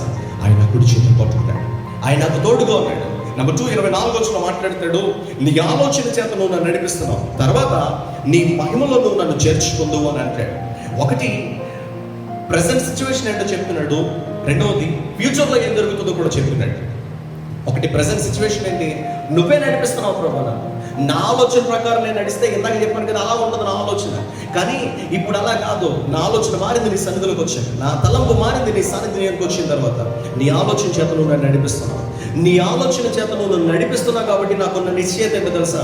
ఖచ్చితంగా తర్వాత నేను నిశ్చయముగా మహిమలో నేను ఉంటాను. గుర్తుపెట్టుకో, ఇక్కడ ఖచ్చితంగా ఆసఫ్ చెప్తున్న మాట తెలుసా? ఎవరైతే ఆయన ఆలోచనలో నడవగలుగుతారో, ఎవరైతే ఆయన ఆలోచన ప్రకారం జీవించగలుగుతారో, ఎవరైతే ఆయన వాక్యానుసారంగా నడవగలుగుతారో ఖచ్చితంగా వాడు మహిమలో ఉంటాడు. వాడి ఖచ్చితంగా దేవుడు మహిమలో చేర్చుకుంటాడు. ఎవరైతే దేవుని వాక్యాన్ని ఉన్నతున్నట్లుగా అనుసరించి నడవడానికి ఇష్టపడతారో వాళ్ళు ఖచ్చితంగా దేవుడు మహిమలో చేర్చుకుంటాడు. ఎంత గొప్ప వాగ్దానం, ఎంత గొప్ప ఆశ్చర్యకరమైన సంగతి చూడండి. ఇక్కడ చెప్తున్నాడు ఏమన్నా తెలుసా? నీ ఆలోచన చేత నువ్వు నడిపిస్తున్నావు. ఆయన ఆలోచన చేత నడిపించేటప్పుడు ఇంకొక మాట ఇక్కడ చెప్తాడు, నీ ఆలోచన చేత నువ్వు నన్ను నడిపిస్తున్నావు. ఆలోచన నిధి నడిపించేవాడు నువ్వు, ఓకే? కాబట్టి నువ్వు నాకు తోడుగా ఉండి నడిపిస్తున్నావు. నిశ్చయముగా నువ్వు నన్ను తీసుకెళ్లి మహిమలో పెట్టుకుంటావు ప్రభా. అయితే ఆలోచన చేత ఎప్పుడైతే నడుస్తామో మహిమలో దేవుడు చేర్చుకుంటాడు అనేది ఒక నిశ్చయత అయితే, రెండవది ఇక్కడి నుంచి మనం ఆలోచించగలిగితే మనకు అర్థమై మాట్లాడి తెలుసా? ఎప్పుడైతే మనం ఆలోచన ప్రకారం నడుస్తామో మహిమలో చేర్చుకోవడానికి, మనం మహిమలో చేరేంత వరకు కూడా దేవుడు మనల్ని ప్రొటెక్ట్ చేస్తూనే ఉంటాడు, దేవుడు మనల్ని కాపాడుతూనే ఉంటాడు. ఈ మాటను గుర్తుపెట్టు, దేవుడు నిశ్చయముగా మనల్ని కాపాడుతూ భద్రపరుస్తూనే ఉంటాడు. మహిమలో చేరేంత వరకు కూడా, మహిమలో మనం చేర్చబడేంత వరకు కూడా ఆయన మనకు తోడుగా ఉండి నడిపించడమే కాదు, ఆయన మనకి తోడే ఉండి మనల్ని కాపాడుతూనే ఉంటాడు అనే విషయాన్ని మనం ఎల్లప్పుడూ కూడా గుర్తుపెట్టుకోవాలి. ఇక నేను త్వరగా ముగిస్తున్నాను. 25, 26 వచనాలకు వచ్చేసరికి, ఆకాశం ముందు నీవు తప్ప నాకెవరున్నారో, నీవు నాకుండగా లోకములో నాకు ఏది కూడా అక్కర్లేదు, నా శరీరము నా హృదయము క్షీణించిపోయినా కూడా దేవుడు నిత్యము నా హృదయముకు ఆశ్రయదుర్గమును స్వాస్థ్యమునై ఉన్నాడు అనే మాట చెప్పాడు. ఈ 2 మాటలు గుర్తుపెట్టుకోండి. మొదటేమో నా హృదయాన్ని నేను కాపాడుకోవడం వ్యర్థం ప్రభు అనేసి అంటే, ఎక్కడికి వచ్చేసరికి అంటాడు, నా హృదయం పాడైపోయినా, నా హృదయం క్షీణించిపోయినా, ఈ పరిస్థితులను చూసి కృంగిపోయినా కూడా నీవు నా హృదయానికి ఆశ్రయదుర్గముగా, నీవు నాకు స్వాస్థ్యంగా ఉంటావు ప్రభు అనే విశ్వాసపు మాటలు మాట్లాడుతున్నాడు. కొంచెం చూడండి, ఇప్పుడు జాగ్రత్తగా గమనించండి. ఆయన సన్నిధికి వచ్చేసిన తర్వాత పూర్తిగా ఆలోచన విధానం ఎప్పుడైతే మారిపోయిందని నేను చెప్తున్నానో, ఒకటి అంటున్నాడు, నువ్వు నా చేతిని పట్టుకున్నావు ప్రభా, ఇంకా నువ్వు నా చేయి పట్టుకుని నడిపిస్తున్నప్పుడు నాకే టెన్షన్ లేదు. 2, నీ ఆలోచన ప్రకారం నడిపిస్తున్నావు ప్రభా. 3, నువ్వు నన్ను మహిమలో చేర్చుకుంటావు ప్రభా. 4, నువ్వు మహిమలో చేర్చుకునే దాకా నన్ను కాపాడుతావు ప్రభా. ఇవన్నీ ఉన్నప్పుడు నాకు ఈ లోకంలో నీకంటే ఏం కావాలి ప్రభా? ఈ లోకంలో నేను బ్రతుకుతున్నప్పుడు ఇంకా నీవు తప్ప నాకు ఇంకేం కావాలయ్యా? ఎంత గొప్ప మాట ఆలోచించింది. ఆయన సన్నిధిలోకి వచ్చి పూర్తిగా దేవుణ్ణి అనుభవించిన వాడు మాత్రమే చెప్పగలుగుతాడు ఈ మాట. ఆయన సన్నిధిలోకి వచ్చాక ఆయన తృప్తిని అనుభవించగలిగిన వాడు చెప్పే మాట ఇది. ఎందుకు ఈ మాటలన్నీ కూడా చెప్తున్నా సార్? ఎప్పుడైతే నువ్వు ఆ అనుభవానికి నువ్వు వచ్చేస్తావో నువ్వు కూడా ఆ మాట చెప్పగలుగుతావు. ఈ లోకంలో నువ్వు ఉన్నప్పుడు నాకు ఇంకేం కావాలి ప్రభా? ఒక విశ్వాసికి, ఒక దేవుని బిడ్డకు, ఒక రక్షించబడిన వాడికి ఎంతకంటే ఏం కావాలి చెప్పండి? ఏందయ్యా అది? 1, దేవుడు నిత్యము తోడుగా ఉంటాడంట. 2, దేవుడు తన ఆలోచనించి నడిపిస్తాడంట. 3, దేవుడు తన మహిమలో చేర్చుకుంటాడంట. ఆ మహిమలో చేర్చుకునే దాకా కూడా కాపాడుతూ ఉంటాడంట. ఇవన్నీ ఉన్నప్పుడు ఆశపడ్డాడు, ఇంకెంతకు మించి నాకు ఇంకేం కావాలి ప్రభా? ఈ లోకంలో నీవు ఉన్నప్పుడు ఇంతకు మించి నాకు ఇంకేం కావాలయ్యా? నాకు ఇంకేం అవసరం లేదు. ఇక ఆకాశం ముందు నువ్వు ఉండగా, ఇలాంటి దేవుడు నువ్వు ఉండగా నాకు ఇంతకు మించి ఇంకేం కావాలి ప్రభా? నాకేం అవసరం లేదయ్యా, నాకేమొద్దు ప్రభా, నాకు నీవు ఉంటే చాలు ప్రభా అని చెప్పి ఆఖరికి వచ్చేసరికి ఈ మాట మాట్లాడతాడు. 27వ వచనం, నిన్ను విసర్జించి వారందరూ కూడా నశించేదరు, నిన్ను విడిచి వ్యభిచరించి వారు నువ్వు సంహరిస్తావు. నాకైతే దేవుని పొందు ధన్యకరము, నీ సర్వ కార్యములను నేను తెలియచేయనట్లు నేను ప్రభువైన యెహోవాను గూర్చి, ప్రభువైన యెహోవాను శరణుజొచ్చి ఉన్నాను అనే మాట అంటాడు. మీరు ఆలోచించండి. 27వ వచనం, 28వ వచనం ఇలా మాట్లాడతాడు. నాకైతే గొప్ప ఏంటో తెలుసా? నాకైతే నా దృష్టికి వచ్చేసరికి ఇప్పుడు నేనున్న పరిస్థితికి నాకు వచ్చే గొప్పతనం తెలుసా? నేను ప్రభు యొక్క సర్వ కార్యములను తెలియచేయడమే నాకున్న గొప్పతనం.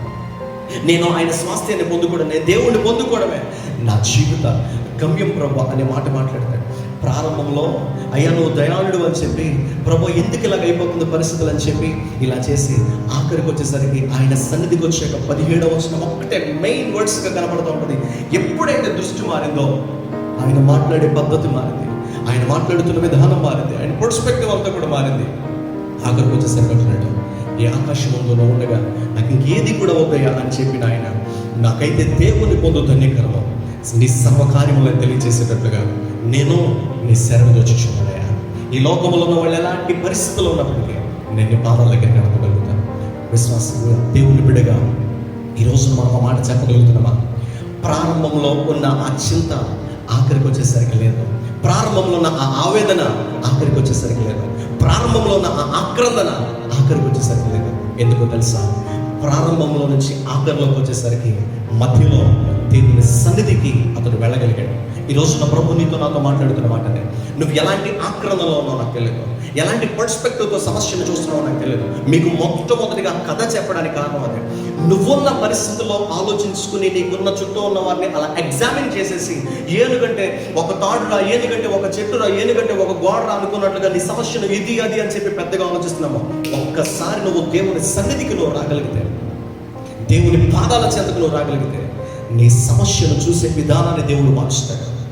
ప్రారంభంలో ఆక్రందన కనబడితే ఆఖరికి వచ్చేసరికి ఆరాధన కనబడుతుంది. ప్రారంభంలో ఆవేదన కనబడితే ఆఖరికి వచ్చేసరికి దేవుని పట్ల కలిగిన ఆసక్తి కనబడుతుంది. ఈరోజు ఈ మాటకి ఎందుకు చెప్తాను సార్? ఈరోజు నువ్వు దేవుని సన్నిధిలో ఆయన పాదాల దగ్గర ఆయనతో సహవాసాన్ని కలిగి ఉండగలిగినప్పుడు నీ ఆవేదనను ఆరాధనగా మార్చగలిగిన వాడు ఆయన. నువ్వు ఎప్పుడైతే ఆయన సన్నిధికి వచ్చి నిత్యముగా ఆయన స్తుతించగలుగుతావో ఆయన మేలు చేయబడైనాడు. అలాంటి దేవుని దృష్టి నీకు నాకు ప్రభు ఇవ్వడానికి ఇష్టపడుతున్నాడు. నీ నా కుడి చేతిని దేవుడు పట్టుకోవడానికి, నీకు నాకు ఆలోచన నడిపించడానికి, నిన్ను నన్ను మహిమలో చేర్చడానికి, ఆ మహిమలో చేరేంత వరకు నువ్వు నేను కాపాడబడుతూ ఉండాలని దేవుడు కోరుతుంటుండగా ఆయన పాదాల దగ్గరికి మనం వద్దామా? ఒక్క నిమిషం తలలోచి దాంట్లో చూసుకున్నాను. మహోన్నతుడి నామానికి వందనాలు ప్రభా. మరి నువ్వు మాతో మాట్లాడిన ప్రతి మాట కొరకు నీ నామాన్ని మనస్ఫూర్తిగా స్తుతిస్తా ఉన్నాను నాయన. ఎవరెవరైతే ఈ మాటలు విన్నారో వారందరినీ ప్రత్యేకంగా దీవించండి. ఈ కీర్తన భాగం ద్వారా ప్రభు అనేకమైన సంగతులు మాతో మాట్లాడుతూ వచ్చాను కొందరు. ఆశాపు వల్ల ప్రభు నిజమే మా చుట్టూ ఉన్న పరిస్థితులు భయంకరమైన దృష్టితో మేము చూస్తూ మాకున్న సమస్యను ఇంకనో పెద్దగా మేము చూసుకుంటున్నాం. లేదా నీ సన్నిధిలో మేము ఉండగలిగినప్పుడు ఆ అనుభవం ప్రభు నువ్వు మాతో ఉన్నావని, నువ్వు మమ్మల్ని నడిపిస్తున్నావని, నువ్వు మమ్మల్ని కాపాడుతున్నావని నిర్ధారణ మాకు ఎప్పుడైతే వస్తుందో, ఇక నీవు తప్ప మాకు ఈ లోకంలో ఏది కూడా అక్కర్లేదు అన్న అనుభవానికి మేము వెళ్ళగలిగినట్లుగా సహాయం చేయండి. ప్రతి ఒక్కరిని బలపరచండి, స్థిరపరచండి, సిద్ధపరచండి ప్రభా. విన్న ప్రతి మాట బిడ్డలకు దీవెనకరంగా ఆశీర్వాదకరంగా వచ్చి వేడుతూ నీ కృప కలిగిన హస్తాలకు వీరందరినీ కూడా అప్పగిస్తాం. దీవించి ఆశీర్వదిస్తున్నాం. యేసు పరిశుద్ధ నామమున ప్రార్థించి అడిగి వేడుచున్న మా పరమ తండ్రి ఆమెను. ఇప్పుడు మన పరమ తండ్రి దేవుని ప్రేమ, కుమారుడు యేసుక్రీస్తు వారి కృప, ఆయన పరిశుద్ధమైన ఆదరణ, దీవెన సన్నిధి మనందరికీ తోడేయండి, బలపరిచి నడిపించుగాక. ఆమేన్. అందరికీ వందనాలు. ఇంతటితో కూడుకు ముగించబడింది. మన చుట్టూ ఉన్న పరిస్థితులన్నీ కూడా మనకి తెలుసు కనుక మందిరంలో కూడుకునే పరిస్థితులు ఏదో భయంకరంగా ఈ వైరస్ అనేది అనేక మందికి వ్యాపిస్తాం. ఇంతవరకు కూడా మనం ప్రార్థన చేస్తున్న విషయం ఇప్పటికీ కూడా మనకి సంగతి తెలియజేస్తున్నాం. మన ఉన్న పరిస్థితులు మన చుట్టూ కూడా భయంకరంగా అనేక మంది వ్యాధి బారిన పడుతూ ఉన్నారు. సో ఎక్కువగా సందువా నేను జ్ఞాపకం చేస్తున్న మాట ఒకటే, మరింత బలంగా ఉండండి, మరింత పట్టుదల కలిగి మరింత దేవుని సన్నిధిలో మీరు ప్రార్థించండి. ప్రాముఖ్యంగా ఎవరెవరైతే వైరస్ బారిన పడుతున్నారో వాళ్ళ దేవుడు బలపరచాలని, ధైర్యపరచాలని కూడా